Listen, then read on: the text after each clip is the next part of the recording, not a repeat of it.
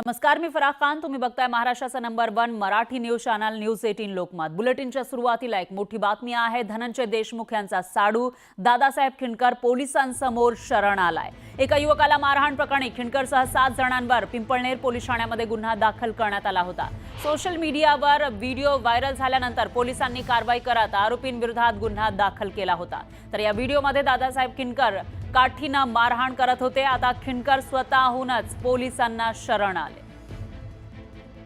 आणि याविषयी अधिक माहितीसाठी आपले प्रतिनिधी सुरेश जाधव हे आपल्या सोबत जोडले गेले आहेत. सुरेश, काय सांगाल? बीडमध्ये एका सरपंचाची निर्घृणपणे हत्या झाली आणि त्याच्यानंतर आता वेगवेगळे व्हिडिओ समोर येत आहेत, तेही मारहाणीचे. धक्कादायक आहे. संतोष देशमुख हत्या प्रकरणानंतर जे काही व्हिडिओ समोर येतात ते अत्यंत धक्कादायक आहेत आणि ज्या पद्धतीने मारहाण करताना व्हिडिओ काढला जातोय, अमानुष पद्धतीने मारहाण केली जाते आणि त्याचं प्रदर्शन करण्यासाठी ते व्हिडिओ काढून सोशल मीडियावरती व्हायरल केले जातात.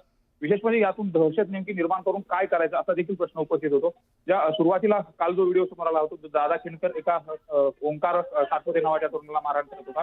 मात्र जो काल मारहाण करणारा तरुण आहे तोच तरुण त्या अगोदर त्यांनी एका व्यक्तीला मारहाण केली होती. म्हणजे हे एकमेकाला मारहाण करण्याच्या आणि एकमेकाचा बदला घेण्याच्या दृष्टिकोनातून तशाच पद्धतीने मारहाण करण्याची जी वृत्ती आहे, त्या वृत्तीला आता पोलीस कशा पद्धतीने पायबंद घालणार हे देखील पाहणं महत्त्वाचं आहे. काल दादा खिंडकर यांचा व्हिडिओ समोर आल्यानंतर त्यावरती पोलिसांनी गुन्हा दाखल करण्यात आला आहे. दादा खिंडकर याला अटकही करण्यात आली.